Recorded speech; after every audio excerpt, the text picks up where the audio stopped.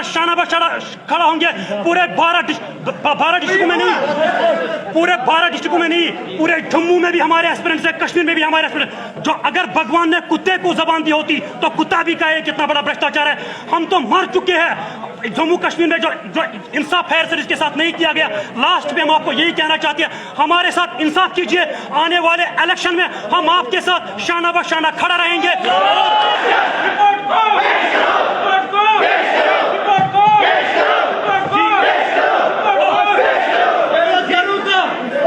बेरोजगारों का मसला हर हद को पार किया गया सर।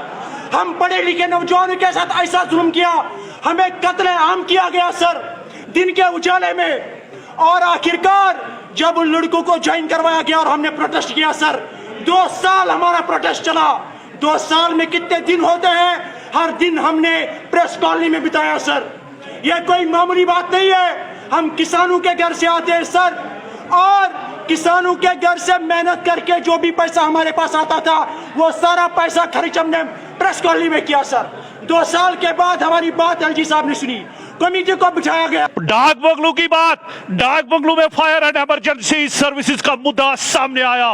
रविंदर रैना जी का बड़ापन, ये जो आप देख रहे हो एस्पायरेंट्स, ये वो लोग हैं जो समझते हैं इनके साथ कहीं ना कहीं नाइंसाफी हुई है, लेकिन रविंदर जी का नरम दिल। और रविंदर जी, क्या पेशरफ्ती इसमें हो गई है?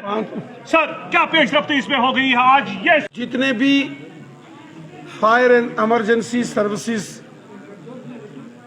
के मेरे साथी दोस्त नौजवान यहाँ आए हैं, अनंतनाग के हैं, कुलगाम के हैं, या बारामूला के हैं, श्रीनगर के हैं, कुपवाड़ा के आए हैं। देखो मेरी एक बात सुनो, मैं हमेशा आपके साथ खड़ा रहा।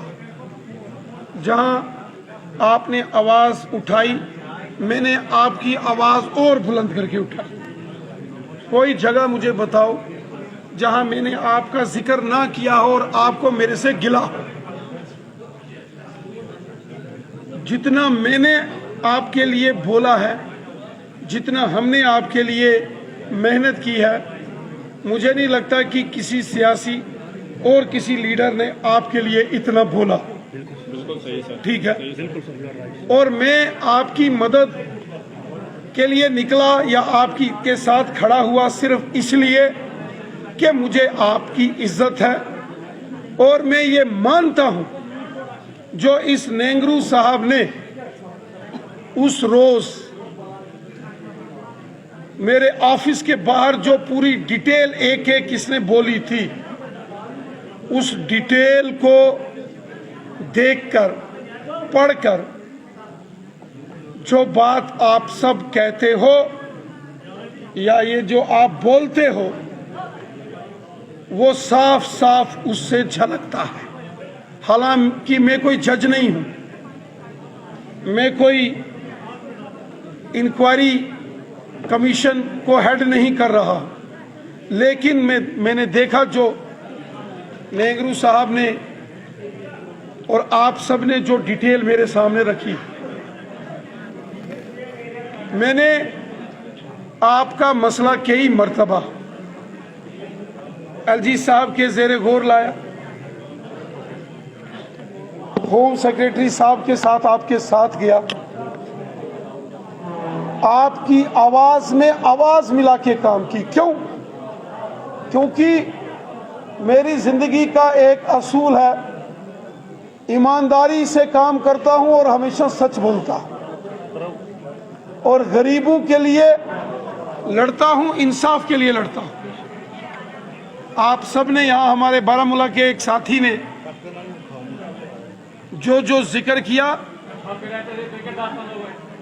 मैं जब आपका कोई प्रोटेस्ट चाहे प्रेस कॉलोनी में हो या कहीं भी हो, जब मैं देखता हूं तो मैं हमेशा एडमिनिस्ट्रेशन में एलजी साहब को, होम सेक्रेटरी साहब को बोलता हूं, जनाब या तो इनको मुतमीन करो या इनसे मुतमीन हो जाओ, या तो आपको कन्विंस करें या आपसे कन्विंस हो जाए। इतना लंबा प्रोटेस्ट कोई नहीं करेगा, मैंने नहीं देखा। क्योंकि कुछ ना कुछ हकीकत है। और मैं आपको बोलूं, जिस रोज वो ज्वाइनिंग हुई थी जनाब मोहतरम, उस दिन संडे था, उस दिन तो आप मुझे नहीं मिले थे, लेकिन मैंने उस रोज कहा था कि ये जो मजलूम और गरीब बच्चे हैं इनके साथ नाइंसाफी हो गई। कहा था कि नहीं कहा था? बताइए। आपकी आवाज मैं बुलंद बन के बोला था कि नहीं बोला था? मैंने हमेशा गरीबों की आवाज बुलंद की, ईमानदारी से और सच्चाई से काम करता हूं। अभी आपने बोला, मैंने होम सेक्रेटरी साहब से बात की, उन्होंने इसमें कुछ पेशकदमी की है, आपको भी खबर आई है, मुझे भी खबर है। कल 4 बजे आपका 5 मेंबरी एक डेलीगेशन आपकी सदारत में उनको मिलेगा सेक्रेटरीट में। वो 5 बंदे कौन होंगे उसकी मुझे डिटेल यहाँ भेजो। बात करने के बाद क्या बोला मुझे बता दो। फायर एंड इमरजेंसी सर्विसेज के जो एस्पिरेंट्स हैं, पिछले कई सालों से ये लगातार हक और इंसाफ की लड़ाई लड़ रहे हैं, और ये हमारे भाई हैं, हमारे बच्चे हैं, और हम भी हमेशा इंसाफ के लिए लड़ते हैं जी, सच्चाई और अच्छाई के लिए लड़ते हैं। आज जब मैं वादिये कश्मीर के दौरे पर हूं तो फायर एंड इमरजेंसी सर्विसेज के ये नौजवान, वो चाहे वादिये करनाल से हैं, टंगधार से, गुरेज से, कुपवाड़ा से, उड़ी से, पुलवामा से, बांडीपुरा, गुरेज से, श्रीनगर से,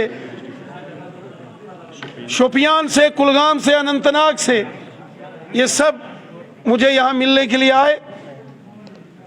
मैं अपने इन नौजवानों को, भाइयों को यकीन देता हूं कि मैं हमेशा की तरह आपके साथ हूं।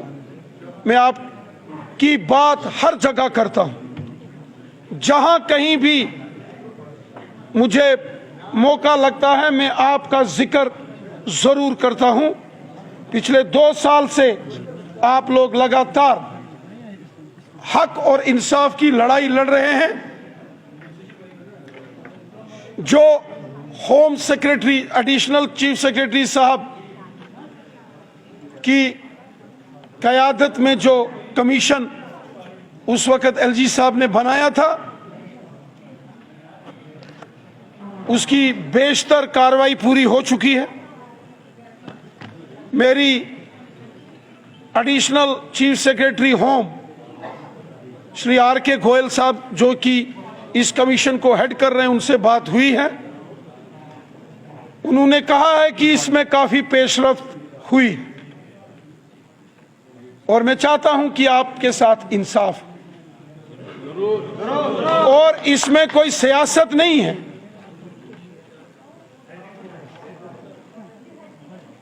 इसमें कोई मैं वोट बैंक पॉलिटिक्स नहीं देखता।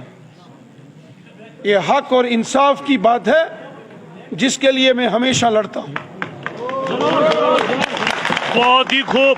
ये देखिए, जो कमीशन बनाया गया था उसके तहत आज जो रविंद्र जी जी जी जी जी जी मैं आपको बता दूं कि बाकायदा डाक बंगलों में ये पेशरफ्त हो गई है, क्योंकि मैंने देखा था कि जो नॉर्थ कश्मीर से, साउथ कश्मीर से, सेंट्रल कश्मीर से जो ये एस्पायरेंट्स आए थे, जिन्होंने पहले ही इस एग्जाम में अपीयर होके एग्जाम दिया था, और कहीं ना कहीं समझते हैं कि इनके साथ नाइंसाफी हुई है। लेकिन रविंद्र रैना जी के इंटरवेंशन से कल 5 मेंबरी टीम जो है, जो इन एस्पायरेंट्स का, इन कैंडिडेट्स का, वो होम सेक्रेटरी साहब से मिलेंगे। और हालांकि इसमें बहुत सारा जो इन्वेस्टिगेशंस है वो सामने लाने की कोशिश की गई, लेकिन आखिरी स्टेज पे ये होगा, और खबर बिल्कुल यही है कि ये मसला जो है शायद अब हल हो सकता है। डाक बंगलू से मुझे दीजिए अपने साथी के साथ इजाजत। खुदा हाफिज।